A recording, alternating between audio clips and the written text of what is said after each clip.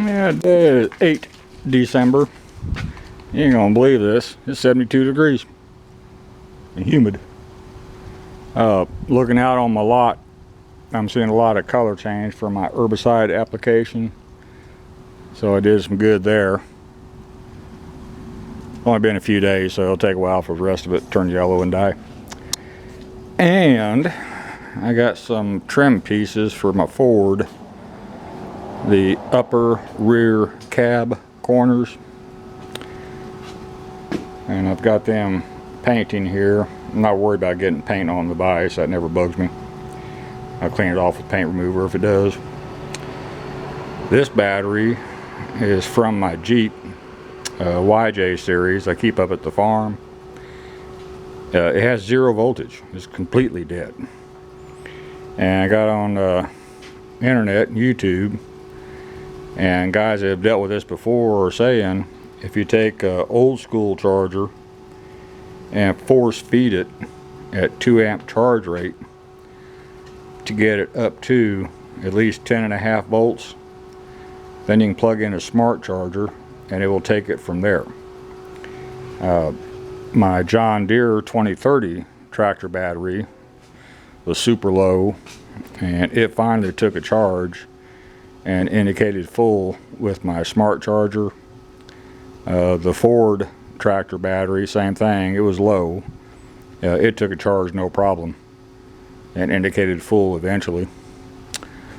This piece off of my backhoe below the grill on the front is called, of all things, a bumper. I said, okay. So, like I said I was going to do, I got my books out and looking at the picture in the book, this part right here, and to me that would indicate it's supposed to be straight across. Okay, now you look up here, part number 1A, my serial number precedes is 950460, and the correct bumper is T188360, and NLA means no longer available. So I got to fix what I got. I will. And like I said, today is the 8th of December. This is my wife and I's 10th wedding anniversary. And we swapped cards and everything this morning, going out to have a decent dinner this evening when she gets home. She's at work.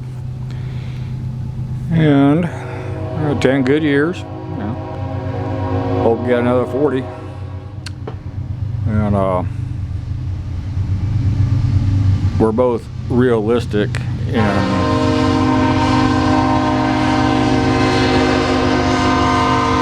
train relationship expectations. There's no such thing as a perfect relationship, period. And we have a very, very good and very, very strong relationship. That's about the best you can hope for. You know, we have our little, I don't even want to say arguments, disagreements. Yeah, like normal people, yes we do. They never amount to nothing. So, very pleased and very honored to have her for my wife. Very lucky. And so yeah, so I'm just going to piddle a little bit and put on the second coat of paint on those trim pieces, and it looks like that paint is the type that requires clear coat at the end. So I'll throw on some clear coat, and then also I've got one bad paint spot on the right side of that truck, midline of the bed, kind of towards the cab area. It had been repainted at some point, and whoever did it didn't prep correctly, and the paint did not adhere, and it is starting to flake in one little area. I want to try to fix it myself before I take it to the body shop, and they want $1,000 to fix it. Speaking of which, my cruise control on that truck stopped functioning a while back. And once you have cruise control, you kind of get spoiled when you're on a long trip. And while I had it up at my mechanic shop, I asked him, I said, you know, when you service it and if you get a chance, troubleshoot that cruise control, see what you think it is. And it's the main on-off switch on the steering wheel for the cruise control.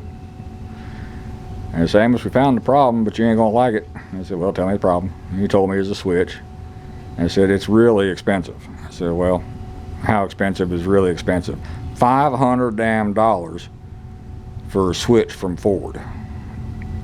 And I said, well, okay, I'm gonna pull the trigger on it, go ahead and fix it, because I really want that cruise control to function, especially since I'm getting older.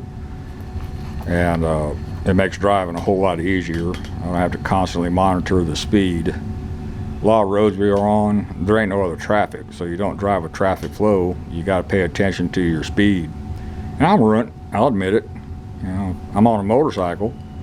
Of course, my Ultra, it does have cruise control, true, but my other ones, I just pick a speed that's comfortable and at or below the speed limit, and I'll just putter along all day long at that speed. I don't give a dang. But on that truck, you know, I don't want to get a speeding ticket. I ain't had one in 20 years or more. So long I can't even remember. So it'll be $500 for the switch, plus probably a couple hundred for the labor. So there's another $700 repair, and it is still cheaper than a new truck that has nothing but problems. That's what I explained to my wife. That's what I firmly believe. You know, I'm going to spend $85,000 for a new pickup, and it's going to break down constantly. Just look at YouTube. And I don't want to buy a Toyota because I don't fit. And that's supposed to be the one that has the most reliability. But I'm not going to spend $85,000 for a damn pickup. There ain't no way in hell. And so I keep on fixing what I got. So anyway, I'm going to sit here and pedal. And I'll probably tackle heat and beat on that backhoe bumper. Not today, but probably tomorrow.